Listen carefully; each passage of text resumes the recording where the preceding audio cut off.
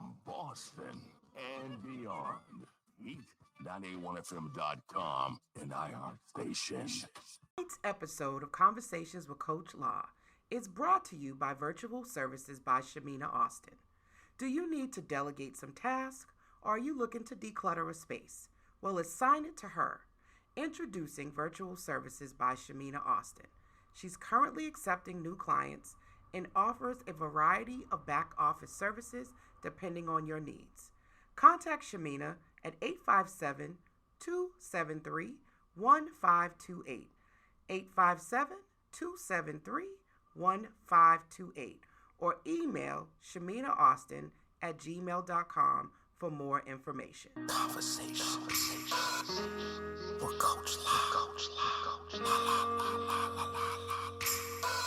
Coach La, your favorite neighborhood therapist. Having real hard convos, contrasting pessimists. Generational trauma explored, broach delicate. Getting to the root of the pain, healing impediments. Every week signs copay, free lessons.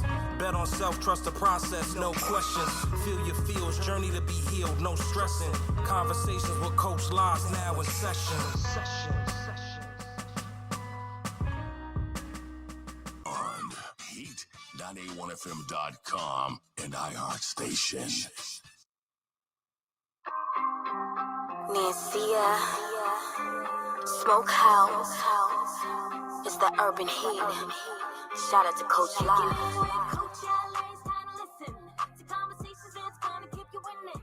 Sunday nights at 10 p.m. on the urban heat, just calling. Conversations with Coach La, la, la, la, la, la, la, la, la, la, Coach La, la, la, la, la, la, la, la, la. If you got something on your mind, you can call in, you can hit a line. She the realest, ooh, she the realest. You can tap in, I will always get the business to empower you so that you can do every and anything that you want to. Kicking it with Coach LA, it's time to listen to conversations that's gonna keep you winning. Sunday nights at 10 p.m. on the urban heat, just calling. Conversations with Coach La, la, la, la, la, la, la, la, la, la, Coach La, la, la, la, la, la, la, la, la, la, la.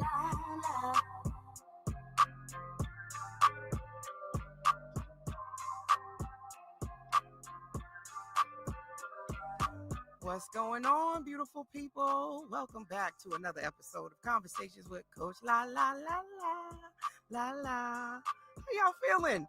It's a good day in the neighborhood. I have had me an excellent weekend in so many different ways. Shout out to everybody at UMass Boston, my alma mater. Yes, we did our 5K, y'all. This is my third 5K for 2025. I am now addicted. I tell you that. The camaraderie, the community, the trails, the routes is really it's empowering and inspiring all at the same time. So that is somebody is calling me already. I just started the show. You can't call me yet, y'all people. I don't know why. Is something going on and y'all can't see me? Because I see everything is fine. Hold on, caller, but not right now. Call back in about 5 minutes. On top of that, we also have had we've had the 5K, and then I participated in a alumni for the Black Student Center at FET Boston. So shout out to everybody at FET Boston. We had a great time just socializing and catching up with one another. I cannot believe it's been 25 years since I graduated from undergraduate school. Is that crazy? But that is the case. So you guys know this particular season is all about the power of the pivot.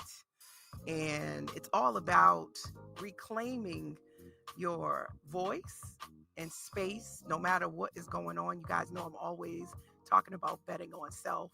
And how do you do that when life is lifing and you're trying to figure things out, trying to understand what you're going through and why you're going through it? And if you've ever been in that situation where you say, why me? You know, why me, Lord? Why am I going through this? Like, why can't my life just be rosy and the street just paved all nicely? And it seems like sometimes there's a lot of bumps and dips in the road. And it gets a little hard to, to figure out how to stay in the driver's seat. Sometimes you just want somebody else to drive. So we've been talking about the power of the pivot and how life's and how we can connect that to mental health. Because as I've said it on multiple occasions, we all have mental health. Not everybody has a mental health disorder, but everybody is managing their mental health just like they're managing their physical health. And which means we're all in this together and being able to really understand that no one is exempt from having a mental health crisis. But that does not mean that you have a mental health disorder. It just means that sometimes life comes and, kicks you in the butt, sticks his foot out, trips you. And we got to figure out how to keep moving even after we've tripped and scraped our knees and got bust up beside the head to the white meat, all that good stuff. I know you're like, Coach, what are you talking about, girl? But you know what I'm talking about. This conversation is for those that understand, and for those that don't, it's okay. You ain't really went through nothing yet. So maybe you don't understand about being hit upside the head to the white meat. But for those that have, this conversation tonight is for you. Primarily, the reason why I'm talking about this in the terms of fighting is that tonight's conversation is for the men, primarily my brothers, my black men, the ones out there that are fighting the struggle every day to be good dads, to be stand-up husbands, and just good dudes, right? We want to talk about that, and we want to talk about mental health as it relates to you. So I have a guest that's going to help me do this, and I'm super excited about having him on the show. He's actually been here before, and you might even seen him on the Urban Heat doing his thing, because he's also a DJ, but he's also an author if you didn't know that. So tonight we're going to be talking to a Bostonian who's born and raised by way of Mattapan, which I live in Mattapan and have lived in Mattapan now for 21 years. But I am a Roxbury girl, now in Mattapan. And he's a father, he's an author, he's a family guy, and he's just really a down-to-earth personality that has a lot of knowledge. He has a bachelor's degree. He's also working on his master's. And I am excited to learn more about how he sees masculinity and how he sees therapy and why he thinks it's important for Black men to get support. And it might not be your traditional sit down on the couch across from a therapist, but how can Black men not suffer in silence and get the support that they need? So I want to bring on my friend, my radio brother, from another mother. I guess that can still go, right? I don't know if that really went, y'all, but I got a sense of humor. Y'all, my family thinks I'm corny, whatever.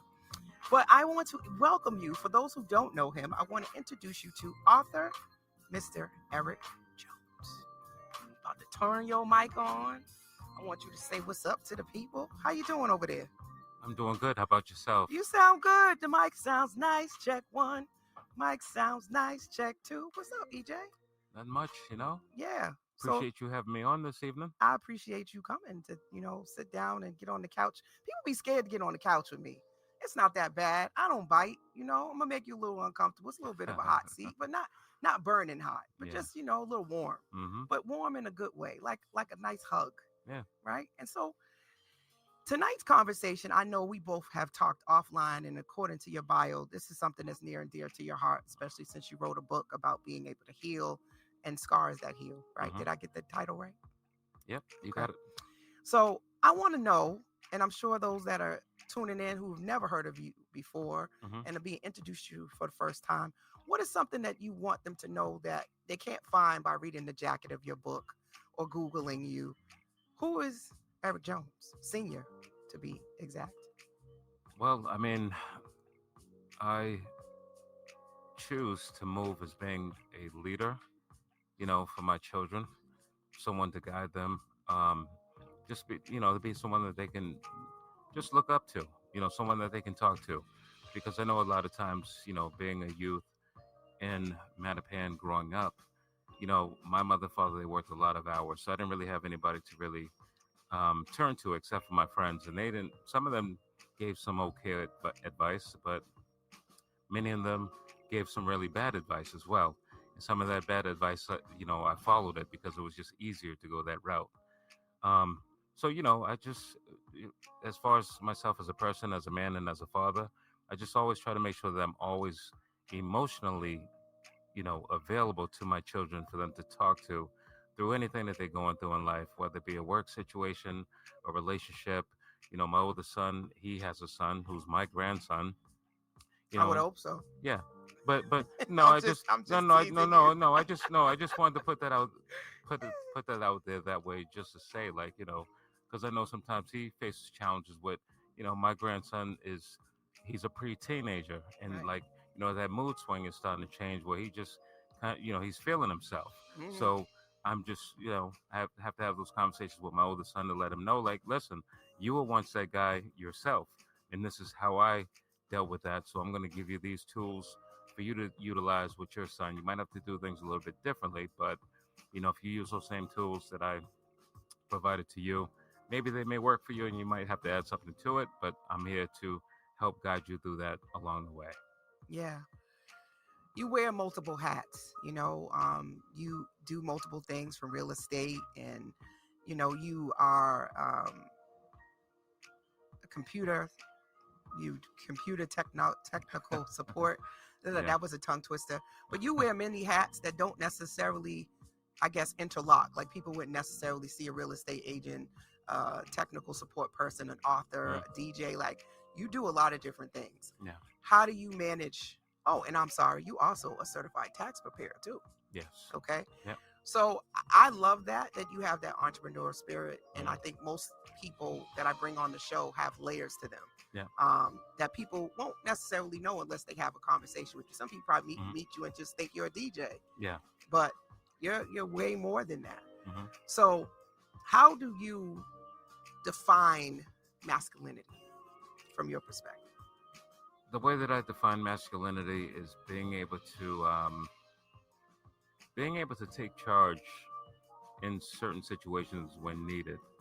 From a relationship perspective, the masculine part of a man, I feel as though, should be able to make the woman that he's with feel safe. And that comes with a lot of trust, a lot of consistency with, making that woman feel safe, and also, taking charge when you need to take charge. Because, for the most part, women want a man who can lead them. But in order for a man to be able to lead a woman, she's going to have to first be able to trust that he can lead her. Mm-hmm. So it plays, on okay. Yeah. Because without that trust, I mean, a woman's not going to feel safe with that man leading her. It's interesting that you keep bringing up the word trust, lead, right? Mm-hmm. And so, according to, Google's definition, Mm-hmm. masculinity is just qualities and attributes that are considered or regarded to be characteristics of men and boys, right? Mm-hmm.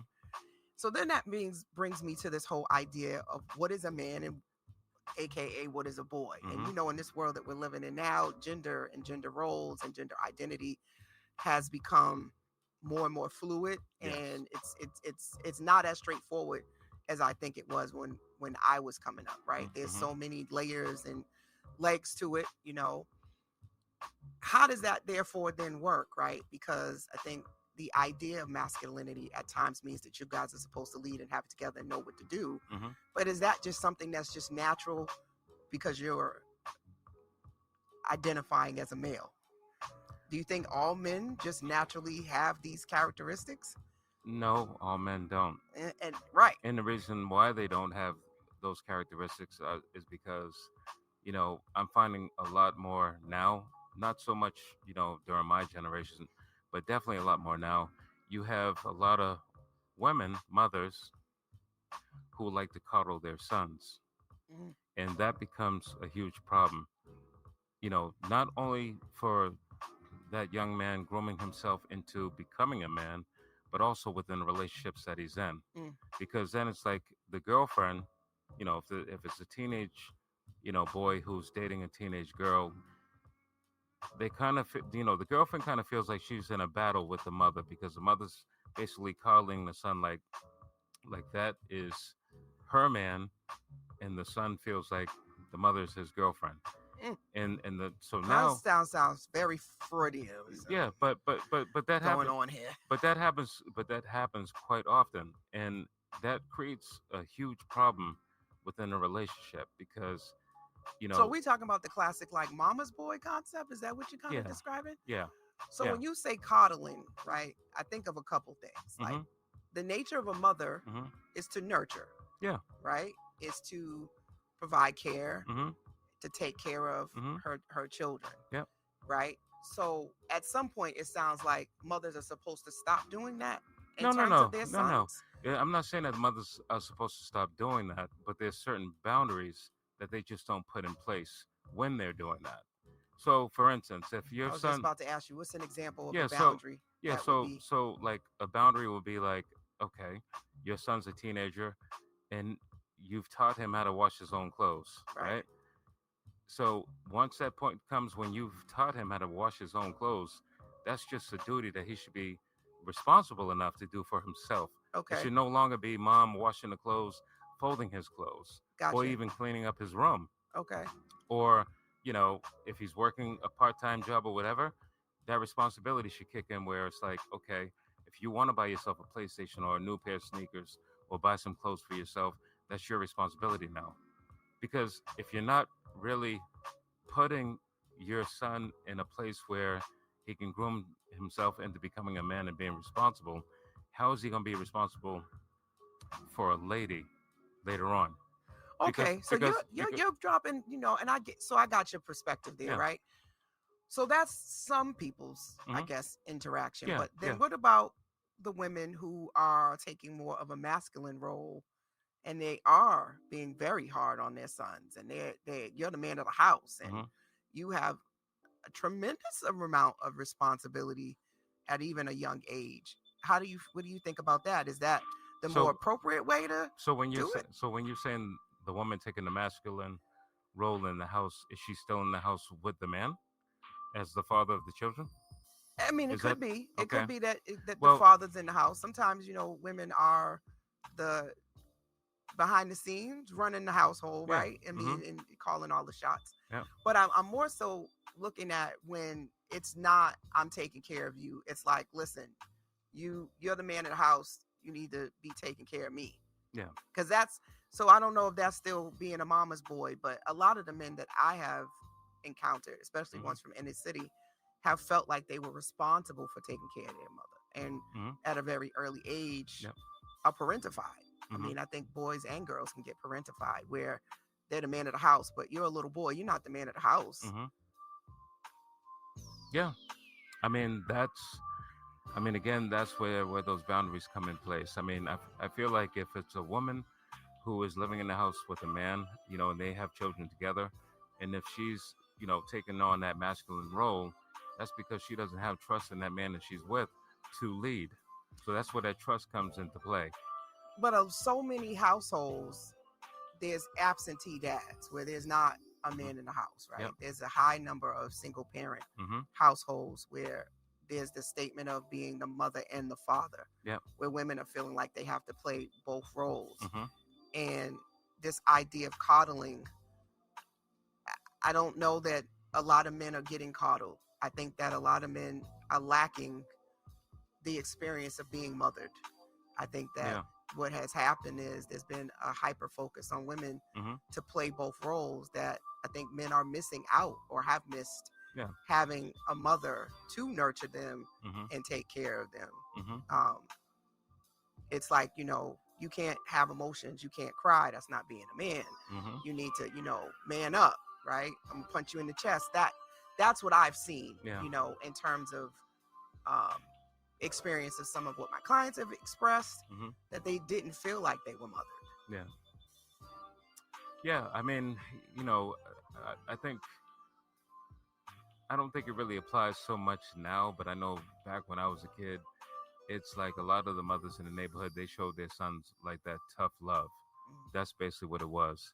Um, And you and have your own mother hemming you up, punching you in yeah, the chest. So I mean, I don't really think that they need to go to that extreme.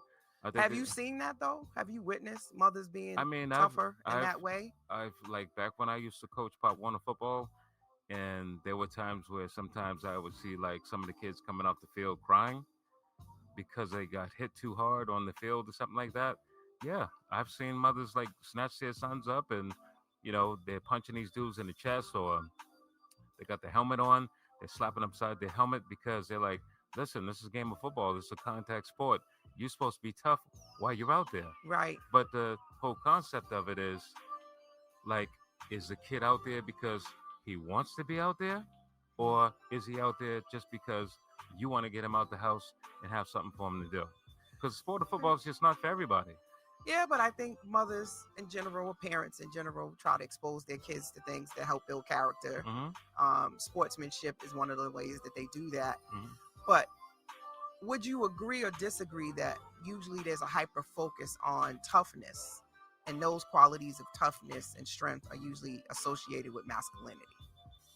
Yes, I would have to agree with that.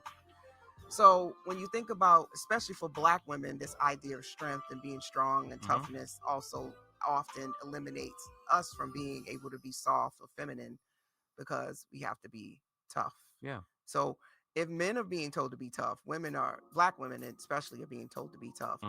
I think that often sometimes may create that clash Yes. of women being seen as being more masculine, but is that really what's happening? Or is this just a manifestation of environment and growing up in the inner city where you have to endure a lot more stressors maybe than some people who have a softer ground to kind of walk on?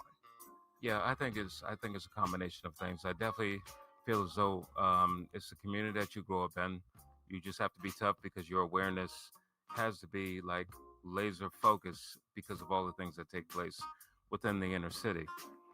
And then on the other side of it, it's like when you have a single mother who is, you know, basically playing the role of a mother and a father to their sons or son and daughter, you know, she has to give like that feminine side of herself, but she also has to give that masculine side of herself as well, because she's taking care of everything within the house, especially if that father is just not involved in the children's life at all.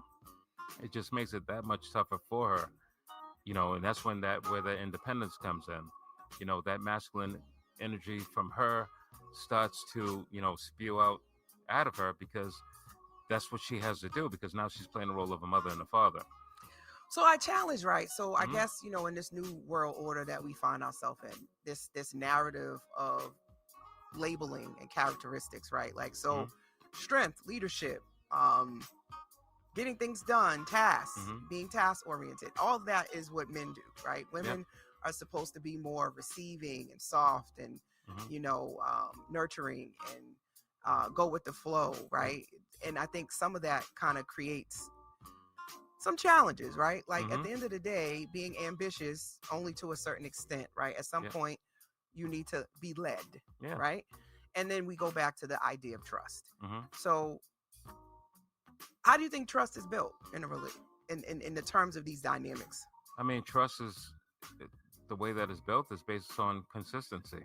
So I think about being a man of your word. Like, that's a cliche. That's a statement, right? You know, be a man of your word. Even if you're a woman, right? I've heard people say, you know, be a woman of your word. So I'm just curious, as we think about masculinity, how is one to learn what is expected and how to be a man? Is that just instinctively, and we've already kind of debunked this, that you just because you have genitalia that says you're a man doesn't mean that you're going to have qualities and attributes that are considered to be connected to being a man. I mean, it's not something that just happens overnight. So you have to learn it. It's definitely something that's developed from the time that you're a child. Yes. And if you have some positive role models, male role models in your life, then that's something that you will start to develop over time. No one just acquires that, like, okay, I'm a masculine man. I know how to take care of my responsibilities. I know how to make my woman feel safe. I know how to lead and all these different things. It's something that just happens over time. Okay, so you have to learn it. Yeah. So, okay, so I agree. I think you have to learn both, and you are a product of your environment. You get taught, you read, your different experience help mold you into the man or the woman that you're going to become or that you are. So if that is the case, then how does one get to a place, if they don't have those skills in their relationship, to earn the trust of a woman, if you have to do trial and error? Is it just because you were coddled? Because what if your mother did try to teach that stuff to you the best that she knew how, put you in all of the right places, and you still don't really got it as a man? I mean, it's just one of those things where if you don't have it, you just don't have it. Really? So you can't Yeah. still learn it? You don't I think mean, there's time that you can still evolve? it all depends upon what age you are. Okay. Because, Tell me more. like, if you're someone who's in your early 20s Yes. or even your early 30s, Mm-hmm. yeah, you might still be able to learn that. But Mm-hmm. once you hit that 40, 50-year-old mark, you're just pretty much who you are. Right. So you And can't. it's- So and you it's- can't teach an old no, dog new tricks. no, Really? no. For the most part, most people at that stage of the game, 40, 50, Uh-huh. 60, if that's their way, that's just their way. Gotcha. They're not trying to learn nothing else. Okay. So I can agree to disagree. I think it Mhm. depends on the person. I don't think Yeah. that that's the case across the board. I Mhm. think that as long as we're on the other side of the ground, Mhm. we have the ability to learn, evolve, and to become the best versions or better versions of ourselves if we so choose. Yep. All right, y'all. Y'all are tuned into Conversations with Coach La La La right here on the Urban Heat. Y'all know we are Boston's only Black-owned radio station on the iHeartRadio platform, and we are talking to author, music extraordinaire, DJ, Mr. EJ Eric Jones, about masculinity and therapy, especially as it relates to Black men in particular. So I think we got on the same page that masculinity is not just connected just to gender and your genitalia. That is No. something that you learn and that over time you develop and etc. We can agree to disagree that I think the only thing that causes this is coddling. I think that there's a certain extent that you do need to be mothered. Yeah. And I think it's a beautiful thing if you are still able to be mothered and have a parent Yeah. that cares for you, nurtures you, that you can still go to your mother's house and get a hot meal and have a conversation and get a hug and be told, you know what, son, you got this. I know life is kicking you in the butt, but I know and trust that you are going to figure it out, right? Like if you need guidance, I'm here, right? But I've given you enough tools to get out here in the world and make your mistakes and find your way. Yep. I wonder if there is too much pressure often on men to be these providers and to have it all together when they haven't had a blueprint and they haven't had those models and those support systems that somehow us women in the world can expect you to be a leader and have it all together, and that pressure when deep down inside you don't know what the heck you doing. Yeah. What you think about that? Well, I mean, no man's gonna, come to this earth planet and know everything. Yes. But you have to be able to have that willingness to, reach out to some close friends of yours that may be married in long-term relationships and talk with them and kind of sit down at the round table to have that discussion as to how do they navigate through certain things. Because if the man is really paying attention to what's going on within his relationship and he faces a certain challenge within the relationship that he doesn't know how to navigate through, then he should be consulting with some of his closest friends with the hopes that they can somewhat guide him or provide him with the answers to be able to navigate through that situation that he's going through, or whatever it is that he's trying to fix, do, or whatever with his woman. Because to just sit back and say, well, you know what? I don't know how to do this, and I'm not going to try to learn how to do it. It just is what it is. I mean, that's just not the final answer. Right. Okay. Especially if you love and you cherish the relationship with the person that you're with, you're going to go the extra mile to say, you know what? I don't know how to navigate through this, but I know some people who might know how to do it. And I'm going to do that because I love this woman that I'm with, and I'm willing to put my best foot forward to get those tools that I need to navigate through the situation. I love that. Good evening, Bella Ray. Thank you for tuning in. And shout out to everybody that's tuned in through Facebook, iHeartRadio, LinkedIn.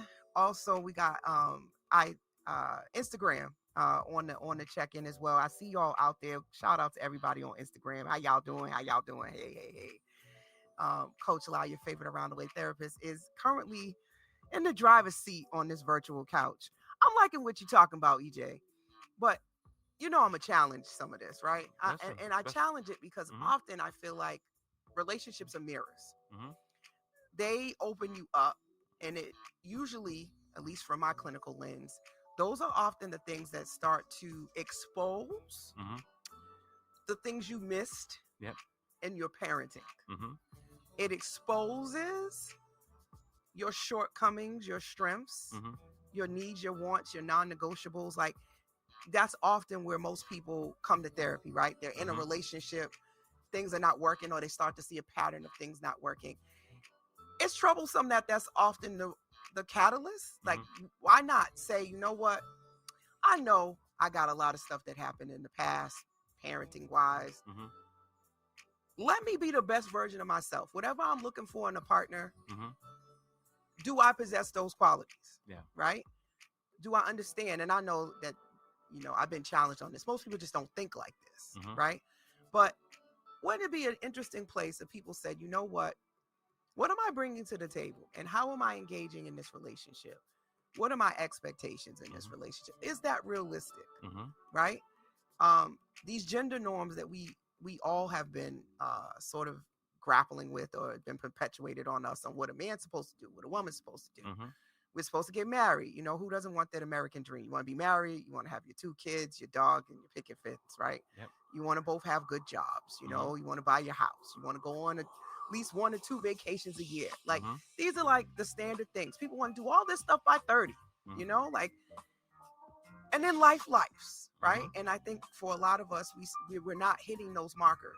And when you said, by 50, you're set in your ways and you can't, navigate or change, sometimes it's because of life and trust. Yeah. Right? Like, you come across a lot of people who just didn't turn out to be who you thought they were. Yep. And so now you create certain protective things, right, to help keep you safe.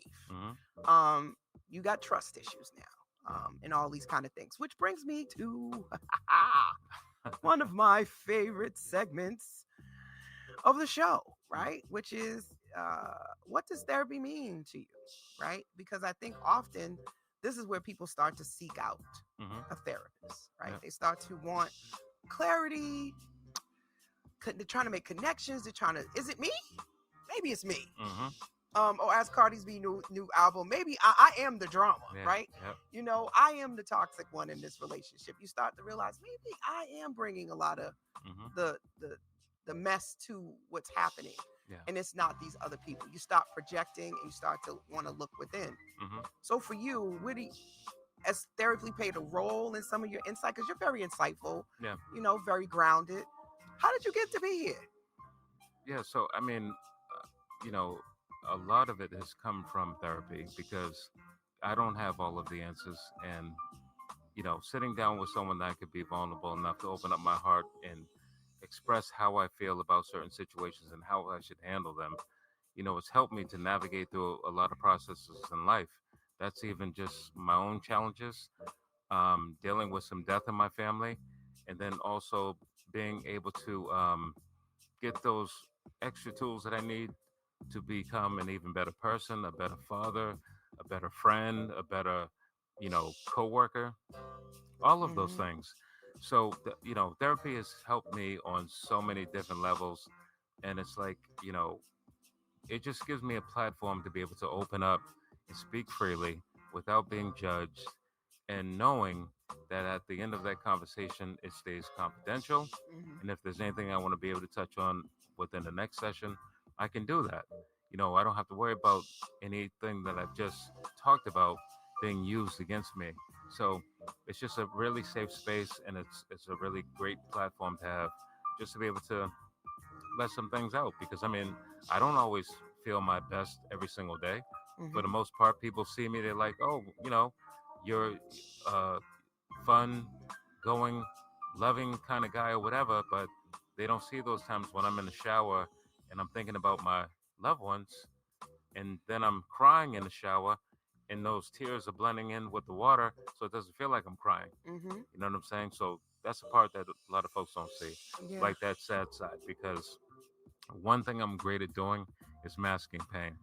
You will never know when I'm so glad you said that. You will never ever know that I'm feeling angry about anything, because I know how to control my emotions. So I have really loved the work of she says she's not a therapist. She calls herself a capacity coach, Raquel. Mhm. And not to allow your trauma and your circumstances to become part of your Mhm. identity, and that emotions in particular Yeah. are like traffic signals, right? They're Mhm. really just a way of letting you know that there's something about a situation that's Mhm. making you not feel safe Yeah. or making you uneasy, something about the person, place, a thing that you need to kind of take a minute, pause for a second, reflect. Mhm. They're not always the most valid ways to make decisions, Mhm. right? That's where logic and you know, tapping into your amygdala, and the fact that as human beings we have logic and we have understanding, Mhm. because we all have animalistic kind of tendencies, right?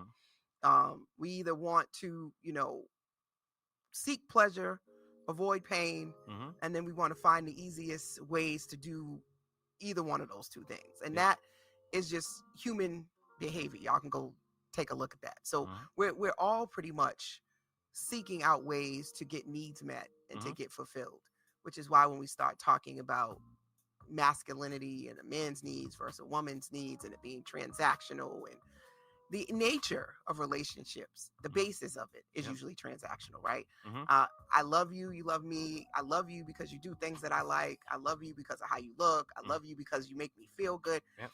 There's something that creates that, Mhm. right? And so from there, it's like, okay, beyond that, you Mhm. know, beyond that love, Yep. because you need more than love to make a relationship Oh, most certainly. be able to be sustainable Yeah. over time, right? Mhm. You won't always love everything a person does. A Mm-mm. person won't always be in a good space. Happiness is a fleeting emotion, Mhm. which, again, I was talking to someone recently about, if I'm not happy in my marriage, then I shouldn't be in it. What do you think about that statement? Before I tell you my perspective, but it made me think about this idea of happiness and relationships in general, that everything's all good while it's all good, Mhm. until you're not making me happy anymore. You did something I don't like. And sometimes it's something I don't like, it's a boundary. Mhm. Having that hard conversation, and now all of a sudden the relationship is not as fun, because now it gets serious, right? Yeah. Now we I'm calling you out on things, I'm letting Mhm. you know what I like and what I don't like, and you're like, wait a minute. Yeah. This is where the stuck in your ways kind of comes in at, right? Like, Mhm. you ain't gonna tell me what to do. Yeah. This if you don't like this, get to stepping. Yeah. One monkey don't stop no show, right? This is why I got to keep a bunch of chicks, right? Yeah. Like, I know from my perspective, Mhm. masculinity has been about men call the shots and Mhm. do what they want to do, and we as women either get with it or don't get with it. Mm. Well, I mean, I don't think that that should be. I don't think that's a fair thing to say, because all relationships come with compromise. I mean, you can't just sit back and say, "Oh, I'm mad about this or that. I'm leaving the relationship." I mean, communicate with your partner, express to them how you feel about a certain situation. Now, if that behavior continues, then that's another conversation, because now you're not listening Okay. you're not actively listening to what I'm Okay. saying, okay? Because there's one thing to listen and nod your head like, yeah, Uh-huh. yeah, okay, I'm I listening, heard but you. am I comprehending? Exactly. Right? So that's where the active listening Uh-huh. comes in. But I'm gonna add another Yeah. level to this. Hmm. I can comprehend and then therefore not agree. Yeah. And in compromise, sometimes listening to you and saying, yep, okay, I hear you, babe, Hmm. doesn't mean I'm gonna do what you just told me to do. Yeah. Right. And I think it's not just listening, it's also, I need you to do what I'm suggesting. Yeah. This, for you to keep having access to me, you need to do this, this, and this. Yeah. And so it's not necessarily always just compromise. Some of Mhm. it is, that's a hard no. That's a stop. Yeah. That's a, I don't like that. Yeah. That's a, safety word, Hmm. pickles, oranges, or whatever y'all safety words are out there. Oh. Right? Like, it's a hard stop, right? Mhm. So I think it's not always compromise. Sometimes these are firm no's. Like, I don't want to be cheated on. If we're in a relationship, you don't like something, we talk about it. You don't go cheat. If you cheat, there's no explanation for it. Yeah. That's a deal breaker for me. I'm out. Hmm. And I think sometimes it gets gray for people. Mm. And what formerly was a non-negotiable, right? this new person, I might like them. I might feel like I'm never gonna find this type again. Like, oh my God, he's 6'5", he's chocolate, he got the yang, Yeah. you know. And I'm not, so I'm compromising Mhm. my own boundaries and my own non-negotiables because I put this particular person on this plateau, on this pedestal, that this is the best I'm gonna get, the best I'm going to do. Yeah. Or you are a guy who got a lot of options, Mm. right? Go back to masculinity, right? Yeah. I could listen. You a dime a dozen. Mm. You ain't the only 10 I didn't have. Yeah. You either get down with the get down or you get to stepping. Yeah. Again, led, and the things that women will tolerate or put up with in terms of being led and being provided for and taken care of, often are unhealthy behaviors that are also part of masculinity. Mm-hmm. Even though I'm not saying I agree with this, people, I'm just saying there are probably more women who have tolerated and dealt with cheating than there is men who have tolerated and dealt with cheating. Yeah. Do you agree or disagree with that? No, I agree with that wholeheartedly. I mean, I know quite a few women who have been cheated on, and they're still with the same guys that cheated on them. Right. And the man will say things like, baby, you know I love you. Mm-hmm. You listen, that's just me being a man. Yeah. That's just me being a man. That don't mean nothing to me. Yeah. You know, there's a lot of men that don't believe in monogamy. They feel like, listen, I got to be able to sometimes go try something else out. Yeah. But I take care of you. I take care of home. I'm home every night. Yeah. And compromise. I go back to this compromise thing. Yeah. She compromises and goes, he's right. He is leading. He does take care of home. All my other needs are met. Yeah. So I can just accept this. And then she's in therapy with me, dealing with her insecurities and her anxiety. And she's trying to figure out why she's so anxious and why she's not happy in her marriage. And then we find out all of this stuff that I just told you, this backdrop stuff. And I'm like, do you ever think that because that's the dynamic, that this is the reason why there's this underlying tone of anxiety and depression for what you're accepting to be a kept woman per se? I don't want to get too far off topic, but I think some of these masculinity norms, I think, set up women and men for some of the toxicity and some of the unhealthy behaviors that we see.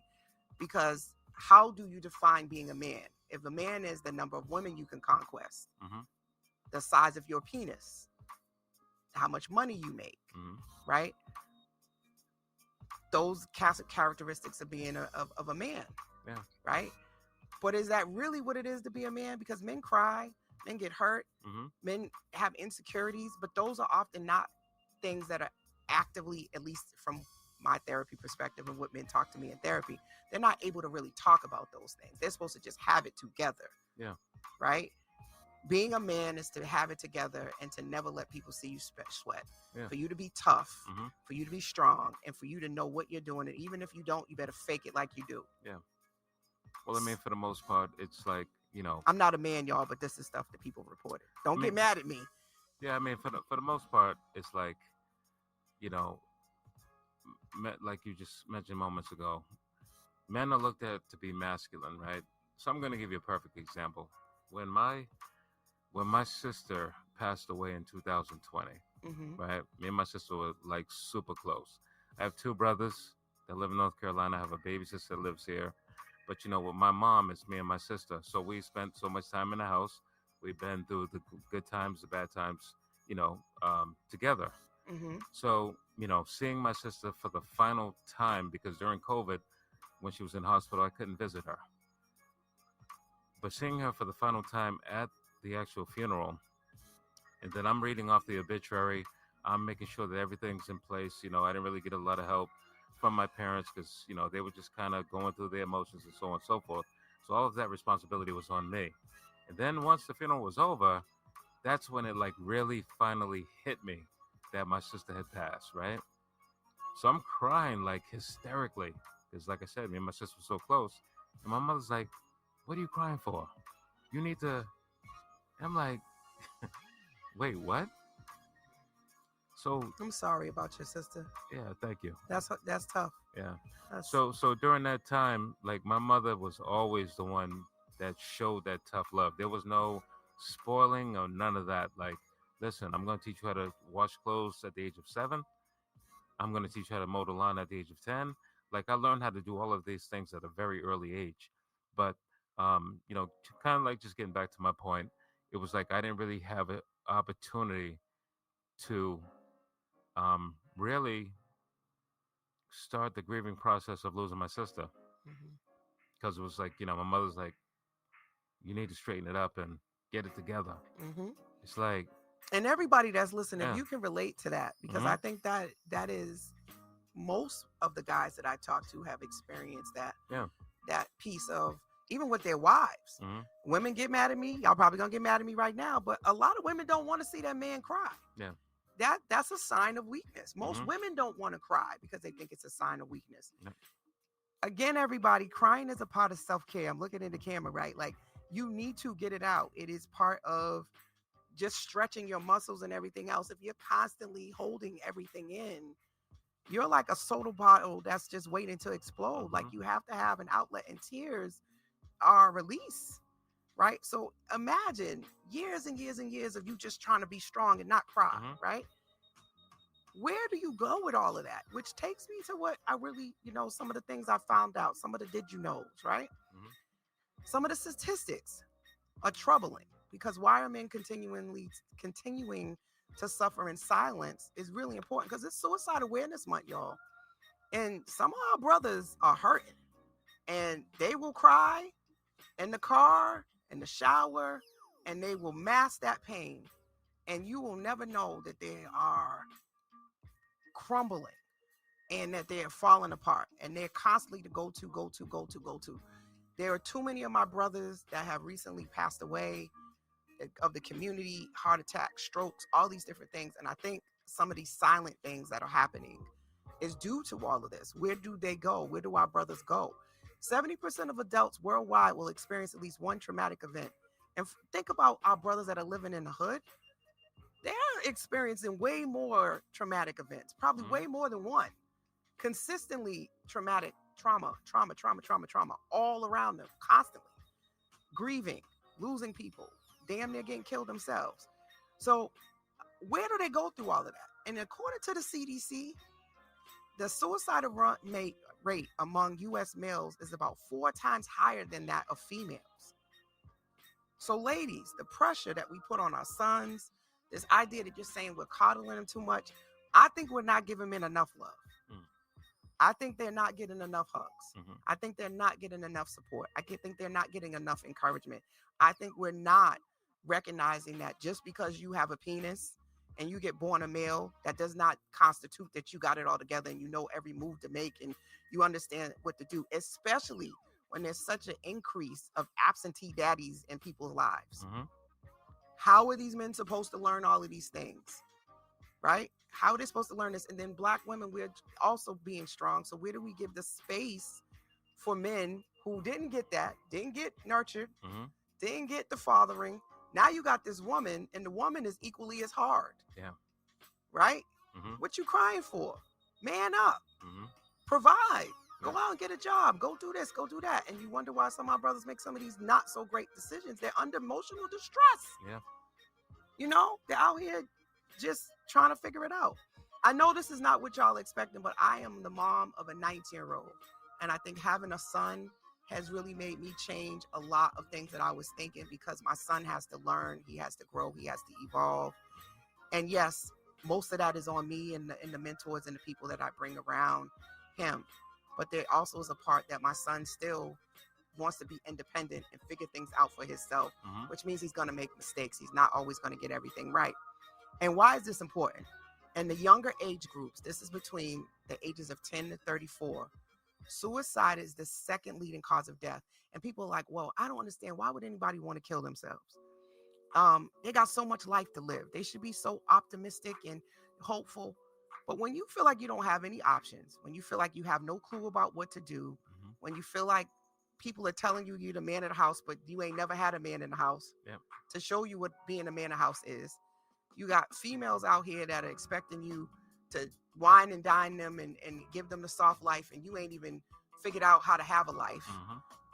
And there's some of these young men out here that are trying to impress these young ladies and show that they can provide. and they ain't got anything to provide with yet, right? Mhm. Which takes me to another topic. I'm not even gonna go there because it's gonna take me somewhere I don't want to go. I want to stay on topic here. So it's important to understand that men are struggling, right? There's a Mhm. lot of suffering in the silence, a lot of masking emotions that transpires. You just said that you do it. I know a lot of men who've told me that they Yeah. do it.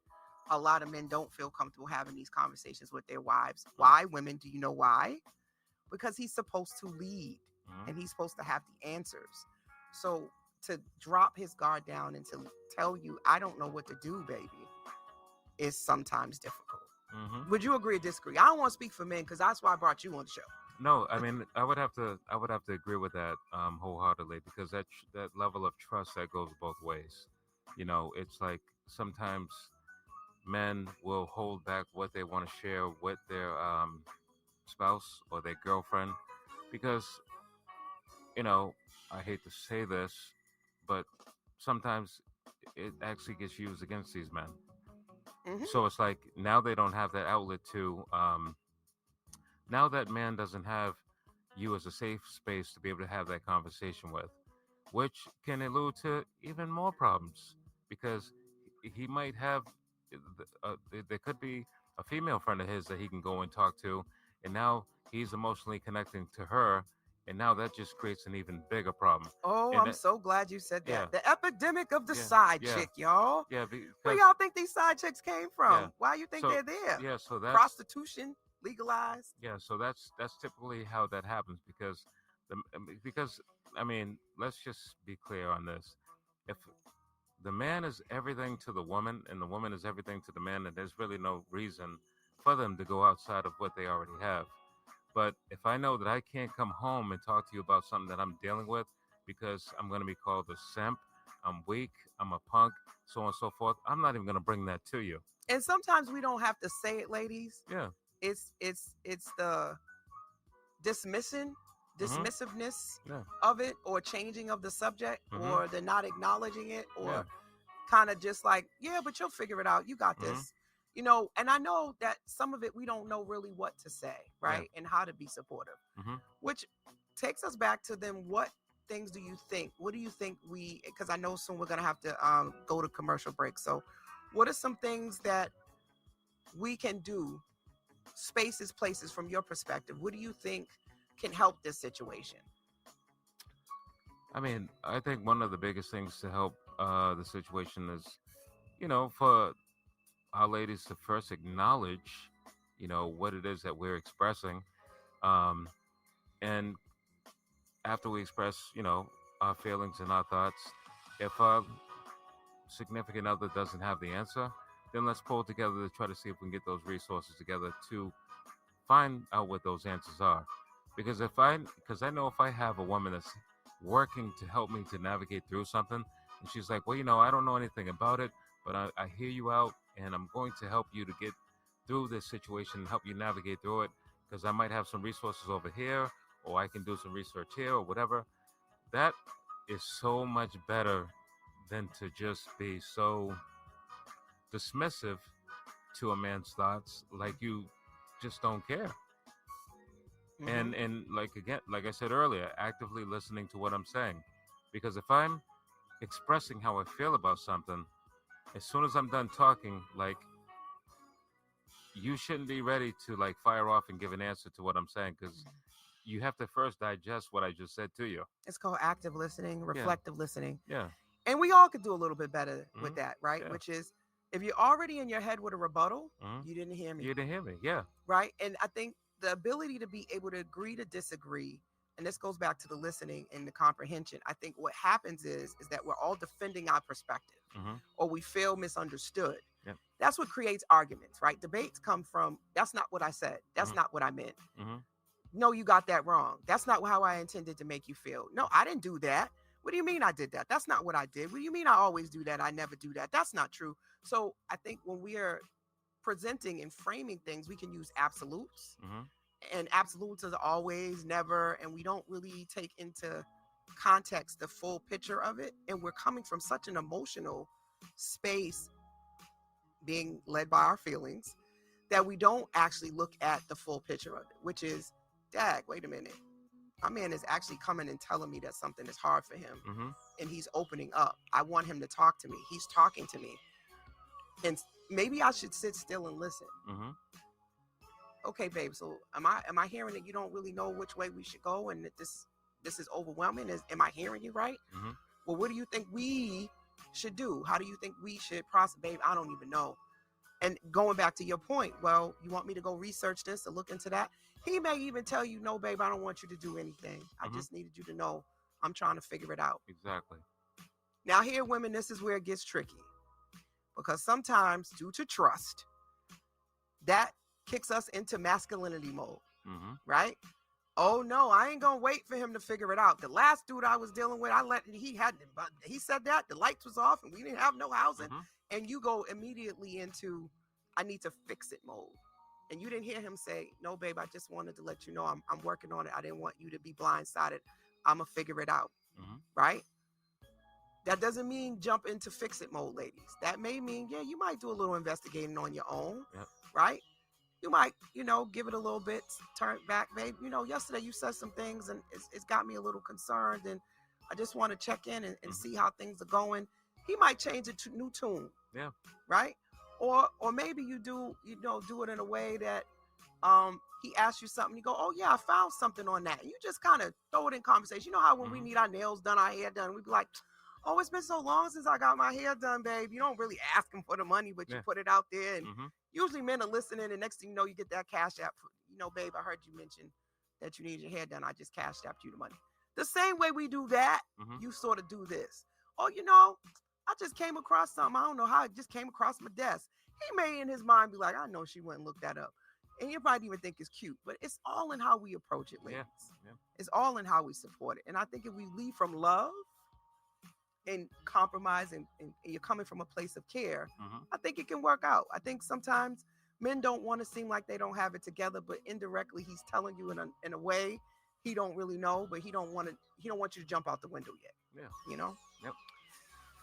Yeah, man, this has been a juicy conversation. Shout out to everybody that's on the live. I just want to take a minute to acknowledge you guys. Suzanne Ogbarn, I see you, girl. Thank you for tuning in the conversation with Coach La. I think this is the first time you've been in the chat, girl.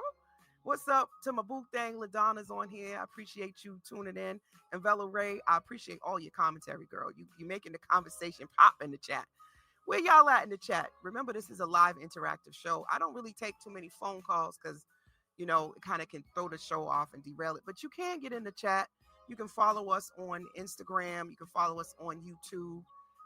You can also follow me on therapist_coach LA, which is pretty much on all platforms, or at I am Coach LA, so that you can get in the chat and just have a conversation. If you know of any spaces, places that men can get support, drop it in the chat. Make sure you share this live and add your link so people can find the resources that they may be looking for. And of course, I'm always taking new clients, and I have 2 awesome therapists that are also taking new clients. So if you're looking for a therapist, maybe you want to shout out, come over here to Coach. Resiliency and optimism changes lives is the name of the game and what we're all about. I truly believe that when people tap into their resilience and they tap into optimism, they can be more hopeful about their future, which is why I think that there is options for people to change. Because some of this stuff that you've been dealing with up until the age of 50, you just need the right conversation, right? It's all in how you deliver it. And might actually make somebody think about things differently if it's delivered in a way that's like, hey, have you ever thought about this? Have you ever considered that? Would you like some feedback on this, or do you just want me to listen? You'd be surprised how you can diffuse and disarm people who are so accustomed to kind of being firm and standing on business in their perspective. I mean, look at, I got you on here, and I'm probably already getting you to consider some different perspectives. I mean, for myself, speaking for myself, it's like I'm always open to change. Right. And aren't you like 50 something? No, I'm actually 25. Go ahead and tell that story. But tell that story if you want to. You might feel. Yeah, but you might feel 25. No, I don't feel 25. that check engine light comes on every morning. Oh, I love it. I love it. 90 days. I love it. That 90 days to oil change light comes I on. love every all the time. minute of it. So. Yes, I do. Listen, I know that's right. Thank God I don't look like what I've been through. God guys. I don't know what's going on. I've been such a tongue twister these days. It's called brain fog. Some people say as you get older, you get brain fog and things just don't be working out the way they're supposed to. Mhm. But I will tell you this: I definitely feel it more than I did, which is one of the reasons why I've been doing these 5Ks and I've been working out Mhm. because I definitely am like, okay, my body ain't like how it used to be. Yeah. So you got to make sure you oil in yourself. I gotta get an oil change a little bit more regularly. I need to Yeah. get it every 3,000 miles. I can't be Yeah. waiting, because Exactly. them engines. Once you get to 3001, it's over. Listen, them engines is like rusting up quicker than they was before. Exactly. You'll be in a breakdown lane waiting for AAA. Yeah, you ain't never lied. Oh my goodness. So masculinity in therapy. We've covered a couple things. It's almost the legal disclaimers coming on. That's why I'm kind of taking my time here. Mhm. To allow it to come on because I know it's coming on any second now. And then we're gonna wrap up the show. We still got to do Coach's Corner. We also do the bet on self moments. We're gonna learn a little bit more about what EJ got in store and how he's betting on himself now, in the past, or currently. And Coach's Corner, we want to make sure we leave you guys with some tangible ways to better manage your mental health, fellas. Here we go. We are the Urban Heat. Expect the unexpected. Unorthodox radio from Boston and beyond. Heat981fm.com and iHeart Station. All right, now, you know what that means when that comes on. We almost done with the show. Y'all might have noticed I have started to extend the show out at least an extra 30 minutes just to give me a little bit more time with my guests, especially ones certain topics like this. It's kind of hard to get it all done in an hour. Just like in a real therapy session, those initial intakes sometimes take about 90 minutes to really get to the nitty gritty of it all. So in thinking about this, right, let's talk about your bet on self moments. And I want to sort of dive in to some of the things that you have grappled with and where you are now with betting on yourself, right? If I could just, yes, there we go. Bet on self moments, right? You've been here before, but for those that are new to the show, these are those times in your life where you decide to get in the driver's seat. Maybe you've been in the passenger seat. You might even have been in the back seat, and you have sort of allowed situations, circumstances, your upbringing, which you didn't get from your parents, to sort of be your rationale for why you are who you are. That statement of like, this is just how I am. This is how everybody in my family is. And you start to say to yourself, wait a minute, something about this ain't right. I need to be the cycle breaker. I need to be the disruptor. I need to change this, and I need to bet on myself and start to really create new traditions, new legacy, and change the trajectory of myself and my family. Talk to us about some of your bet on self moments, either past, present, or future. Well, one of I would say the most important bet on self moment that I had was when my children were around. Um, I believe my daughter might have been like 6 months. My youngest son was 8, and my oldest son was 13 years old. We were living in Dorchester, and there was a situation that took place out at the park. Some people were like messing with my two boys, and it became pretty chaotic. Um, I just look back on the times, myself growing up in Mattapan, all of the gang activity that was going on throughout the 80s, the early 90s. And, me having to navigate through that, my parents not really even knowing all of the different challenges that I'm facing, just not being able to wear certain paraphernalia because it was associated with a gang. So, like wearing certain hats, wearing certain shirts, wearing certain jackets, those were just things that, you just couldn't do. So, I chose to move my children out of Dorchester. I moved them to Quincy, put my kids in the Quincy public school system because for a couple of reasons. Mainly for their safety. Number two, I didn't want them to have to navigate through that whole gang era type of thing like I had to go through. And also, I wanted them to also be around some folks that didn't look like them. I wanted them to be in a, you know, in a community that was diverse, where they're meeting folks that are Haitian, Jamaican, Asian, white, black, just so they can be familiar with other races outside of those that were just in our own community. And I think that was one of the best choices that I made for my children. I wasn't really sure how it was going to go. I just, prayed on the situation and hoped that they would be able to adapt to a new community, to a new school system. I mean, they did very well with it, and you know, I don't have any regrets Yeah. from doing that.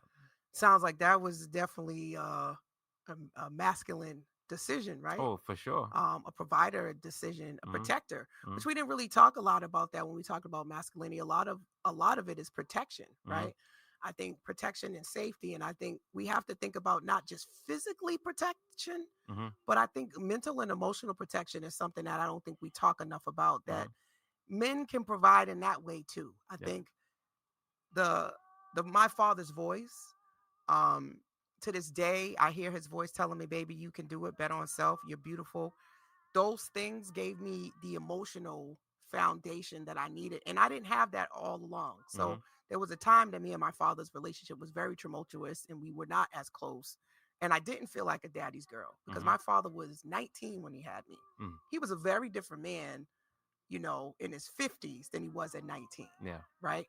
He had grown, he had learned some things. So Mm. being in my late 30s, I think when we had this conversation, yeah, um, of expressing and taking that bold risk to bet on myself, to say, you know what, I haven't always felt like a daddy's girl. I've always felt like I needed to be strong because I was the oldest and I needed to have it together. And I didn't really come ask you for help because I was resentful that it was like, you're the oldest, you got to understand, you got to wait.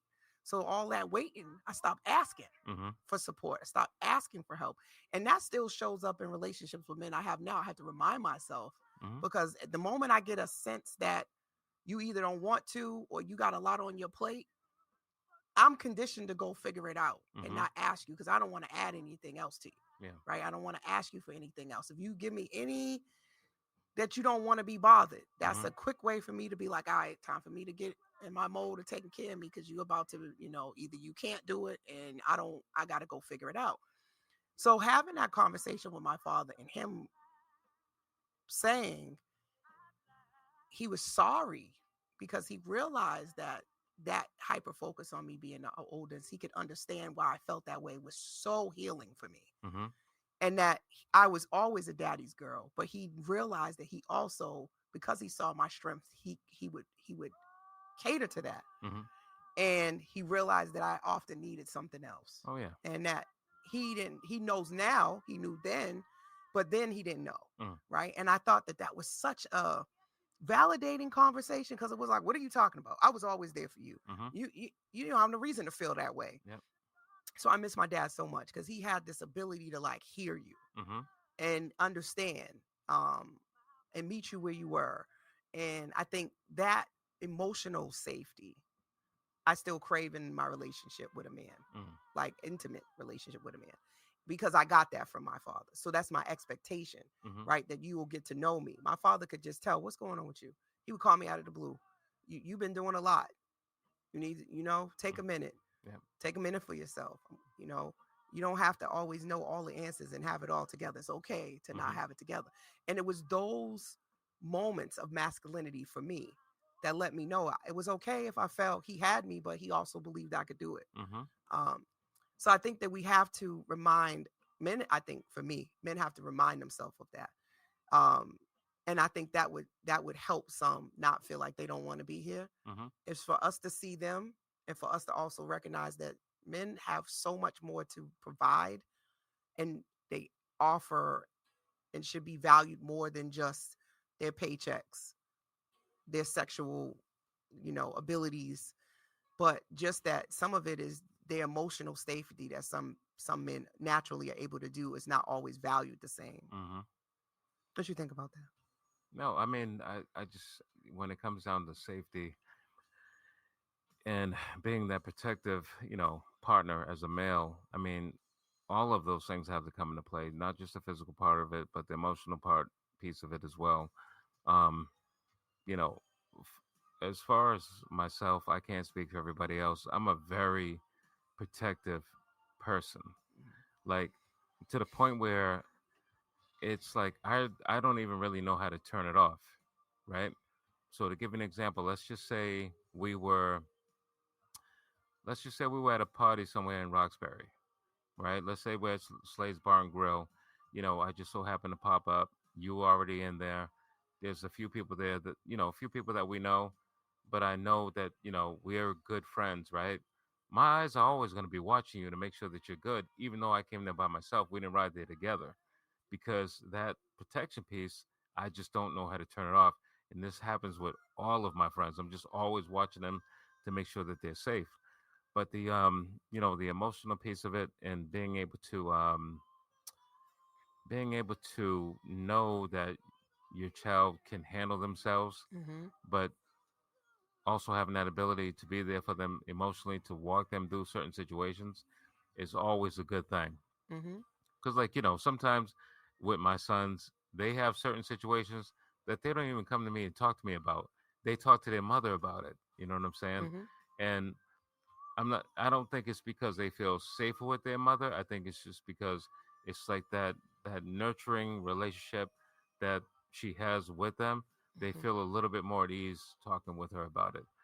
Well, do you think, and thank you for sharing that. I Mhm, think it goes back to if you go into protection mode, mhm, fix it mode, which again, I think is can be seen as a masculine trait, yeah, right? Do you think that that's also connected to just living in the inner city and that's like a trauma response? Because I know when I go on dates, there's the woman walks in the inside of the street, the man walks on the outside, that's how I do it. right? It, Yeah, when you go into a establishment, usually the man faces the door so he can see what's coming in. Like that's these are like things yeah. that I think one, you Mhm, got to be taught that, but two, I wonder often if that comes from us growing up in the hood, right? Keep your head on a swivel. There's just mhm, certain things that I don't know that other cultures naturally do that. yeah, Like, but I know that when I've dated a protector, mhm, black man, he's like, "What are you doing? yeah, Get on the other side." yeah. Like, It's again, that's another thing that I just cannot seem to turn off. Like, let's just I'll just use Florian Hall as like an example, like the big room, right? They put the round tables up, and some people, they sit down and their back is facing towards the stage where the DJ is usually set up. I can't sit like that. mhm, I just can't. I would much, if the seats were all full, I would much rather stand because I need to see not only the DJ or the person who's mhm, hosting the event, but mhm. I need to see that front door because I just need to see what is going on around me. It's just a natural habit. A natural habit or a learned habit? Well, Because uh, I would I'll say respectfully push back and I will say that say you I will learned say learned. that's a learned I'll say habit. it's a learned habit, and I each don't think that everybody does yeah, that. I'll say it's a learned habit because each and every establishment that I go into, no matter where it is, I always need to see what is going on at at the door. That's just, I mean, that's I'm just, telling you, that's yeah, a hood yeah, trauma response. yeah, It's just like as a woman, it's very rare that I want to just go walk by myself, mm-hmm, right? Especially not at night. But even early in the morning, I'm leery of just going out with my headphones on and just walking mm-hmm, alone as a woman. That is conditioned and learned behavior because there's other places that women don't automatically think like that, mm-hmm, right? They're like, what do you mean you can't run by yourself? Another big one is solo trips. mm-hmm, That my mother was like, what you gonna do? Where and go by yourself? Are you out of your mind? yeah, That was not something you were supposed to do, especially not going to no foreign country. mm, Now you see more and more women, going and doing that. But then I ran across this Instagram reel where the lady was showing all these different ways to protect herself while she was away. And somebody yeah, said, well, if you got to do all of that, why even go away? yeah, That seems like a lot of anxiety to be doing all of that mm-hmm, to safeguard the room. So I think these are learned behaviors. yeah, Um, but again, I do think that naturally most people would say protection and providing Mm-hmm. is something that's masculine. Yeah. However, women have to protect and provide too, Mm-hmm. right? Wouldn't you agree? A mother's protection of her kid is, that's no joke. Right. We gonna look out for our own. Mm-hmm. So I think some of these things of what's masculine, what's feminine, sometimes I think just sort of blur the lines and make it kind of hard. And I think we can be harder on each other instead of Mm-hmm. just thinking about we're both parents. Yeah. And if we're both parents, we want to protect our kids. Mm-hmm. It's not a mother thing. It's not a father thing. It's a parent thing. I Mm-hmm. want to protect my kids. Yep. If you care about your neighborhood, you care about your family, you're going to be. I'm a family oriented person. I think some of it we can take some of these gender and some of these labels off because I think it doesn't allow us to see how much we connected and how similar we are. Mm-hmm. That's my take on that. But Yeah. all right, well let's go to in the final chapter. Coach's Corner. Mhm. Coach's Corner. What is Coach's Corner? For y'all that are new, that have been here and it's first time coming, this is our opportunity just kind of to wrap things up, right? And really just to allow us, me and my wonderful guest, Mr. EJ, a chance to reflect and gather some key takeaways that we like you guys to take away from the show and to carry it forward into your week, your month, your year, and just, your life. So that being said, what do you think what is a takeaway or what is something that you're taking away from this conversation that you hope that the listeners sort of have grasped from what we talked about? I mean, one of the biggest takeaways that I took away from this conversation is just viewing masculinity from a broader scope and knowing that it just doesn't apply to men. Because as you mentioned, it can also apply to women being like that protector, that provider for her children. Because I never really looked at it like that. I've always looked at it like, um, I always looked at a mother being masculine because she's a single parent taking care of her kids on her own because the father's not involved. But looking at it from that lens, I can see why the masculinity plays a part. When it comes down to the mother protecting her children and providing for them. Making sure that they're good and that their well being is taken care of. So for me, that's a big, huge key takeaway is to look at it from like a totally different lens and being able to decipher the two and know when this masculinity should be brought to the table versus this one when it comes to a man. So being able to decipher the two between a man and a woman, was a huge key takeaway for me. I agree. I think Yep. we didn't really talk about femininity, but Mhm. we everybody got a yin and a yang. Yeah. There's some people that say, "Oh, you're being girly because you cried," Mhm. right? That's not something a man's supposed to do is cry, but you're Mhm. human. Yeah. We all cry, Mm-hmm. And when you're talking about a little boy and a little girl, they both cry equally. When you're a baby, you Yeah. don't tell the little boy, "Baby, what are you crying for? Stop crying," Mhm. right? And then at some point that changes, Yeah. right? Well, boys can't cry anymore because it's not something a boy's supposed to do, but Mhm. it's okay for girls to still cry, but not really though. Mm-hmm. And I think these things always make me go, huh? But as a baby, it was fine. We Yeah. all cry. It's a natural thing. Mm-hmm. But then we socialize people to start to not think it's okay Mm-hmm. to cry. When crying is a sign of pain, it tells you a lot Yeah. about what's happening. So I would say redefining these for me masculinity and femininity and looking at it as a human experience versus trying to make it a gender Mm-hmm. is probably the biggest one. Yeah. And you can't really build your legacy from running on an empty cup. I think the biggest thing here is like suicide is preventable. Mm-hmm. And I think self-care is part of the survival, is part of what you need to do. It's not this luxury thing that we should look at. It's essential. Mm-hmm. The same way you take care of your physical health. For some of y'all might not do this. You brush your teeth every day, you put on deodorant, you take a bath, right? Like there's certain things that you do that you naturally know that that's part of your hygiene. Mm-hmm. But what about your emotional hygiene?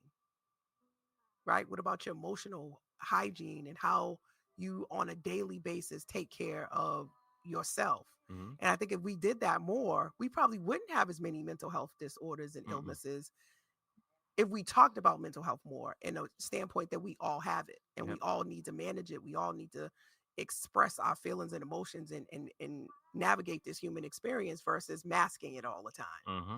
Masking it is what creates the illness. It's the Yeah. same thing if you don't eat right, you Mm-hmm. don't drink water, right? You don't take care of things, you get an illness. Mm-hmm. Same thing with mental health, people. Yeah. If you don't take care of it, you don't have a routine and you don't engage with it, you can develop an illness. Mm-hmm. You eat too much sugar, you can develop diabetes. It's the same thing, but we don't talk about mental health in that way. The only time people want to go to therapy is if they are hurting or if they have an illness or disorder. But there's lots of research that shows that most of mental health disorders happen before the age of 14. Mm-hmm. Think about that. I Yep. just said that most people who commit suicide are between the 10 and 30 something, right? Most of life starts lifing for you when Yeah. you start to feel it is in your adolescence Mm-hmm. and your young adult life. So if you don't get the supports and resources you need during that time, you get maladaptive behaviors. Yeah. All toxicity is maladaptive behaviors, is coping strategies that don't necessarily um, help you, Mm-hmm. but they do though. Yeah. They're part of what people do to keep them safe. Mm-hmm. So I hope that in terms of that, and then some self-care tips. I have some. What are some self-care tips that you practice or that you can recommend to the brothers that are listening who don't have emotional hygiene, right? They don't have a routine that really they can start to engage in to help them better manage their mental health. What are some of your ideas? I mean, some ideas, go to the nail salon, get a pedicure, manicure, get a full body massage. Just be in that room, getting a full body massage and just releasing all of the stress and the strains. I mean, not something that you do, every other day or even once a week, but treat yourself once a month. I mean, because it does get pretty expensive to do these things, but um, at least do that at least once a month, just to kind of like unplug from the world, the society, everything that's going on, and taking care of yourself to the point where it's like, taking care of that self-care piece of doing that pedicure, the manicure, getting that massage, or even stopping off at like I have a store I go to, Herbal Essentials, where they sell like all the good stuff, all the good soaps and all the oils and all that, the incense and all those different things. Stop in the store like that and just get some, um, pick up some items just for your just for your body, lotions and um, soaps, and oils, and whatever, just to take care of yourself, to be able to pour into yourself, because I think that that would help with a lot of your mental stability, because um, for the most part, no one's ever going to take care of us better than we take care of ourselves. So if you're pouring into yourself, it's going to create a better mental situation for yourself. And those are some of the key points that I try to focus in on. I mean, I've been slacking with it a little bit lately, but I'm going to get back in tune with that because I love who I am. And every man out there and every woman out there should love who they are. So you have to pour into yourself. I love that. I think you can't pour from an empty cup, people. And that goes for my brothers too. Everything that EJ just said, I second that. Like, take care of yourself, cut your nails, get your feet done, get haircuts. Like, all of that's great. But then I want to add, take some time to actually journal. I challenge any man listening to this, take the next 30 days to actually check in with yourself on a regular basis, right? Mhm. Get around a group of men that are talking about mental health and talking about being better men. Connect to groups. I know, shout out to James Lambert III. Follow him on Third Exposure. He does a group for men. Tap into those things. Talk to a therapist, right? What can it hurt? What do you really lose from having the conversation? Therapy is nothing but a conversation, which is why I do the show. Mhm. It's to let y'all know I'm a therapist. We're having a conversation. As you can see, I didn't bite nobody. It didn't hurt that bad, did it? It felt good. It's like a little warm hug, it's all right. It's all right to think things through and to have these reflective thoughts. It's all right to do it, right? So I want you guys to think about, what does masculinity mean to you? And how does that definition impact you and your relationships? How much pressure is it putting on you or not putting on you? These are the things that we often don't get asked, nor do we talk about. When I talk to couples, I often say, well, what's your definition of being a wife? What's your definition of being a husband? Mm-hmm. Where are you guys the same? Where do you differ? Mm-hmm. Girlfriend, what is your definition of being a girlfriend, a boyfriend? Where are you the same? Where do you differ? Mm-hmm. What are the expectations of these roles? Yeah. Can this person fulfill that? Can't fill that. What is it that you are saying and not saying? Oh, I'm not telling them what I want. Well, how are they supposed to know? Mm-hmm. Stop thinking that people are supposed to read your mind. Yeah. So at the end of the day, I want everybody to really check in with themselves. That's the whole purpose of this show, is really to get people to start having conversations that everybody is not having. Please share this live. Let somebody know. Yep. Every Sunday, 10 p.m. can sit right here on the virtual couch. And hopefully I get you talking to other people in your life about some of the things we talk about on the show. And if you're needing support, you're looking for a therapist. Yes, I'm taking new clients. Feel free to reach out at admin at werocklives.com. You can also find me on Psychology Today. If you're looking for me, you can just Google me. I'm everywhere, y'all. You know, as they say, I don't want to Google me, baby. Google me. Any closing thoughts, Mr. EJ, as we get out of here? The only closing thoughts that I have is that the listeners take heed to the content that was delivered throughout this show, apply it to their lives, start off the week great and end it even greater. And you already know what I'm going to tell y'all to do. Mm-hmm. Guess. Bet on yourself, baby. All Betting the time. on self is not selfish. The more you bet on you, it's a reflection of the rest of us. You show us how great you are. You give other people permission to be great as well. So I'll see y'all next week for another episode of Conversations with Coach La. Meet us on the virtual couch, 10 p.m. every Sunday, right here on Heat 98.1 FM. That's right, Boston's only Black-owned radio station on the iHeartRadio network. And I said that with my chest. Good night, everybody. Bye. Have a good night. See you later. It's the urban heat. Shout out to Coach La. Coach LA, it's time to listen to conversations that's gonna keep you winning. Sunday nights at 10 p.m.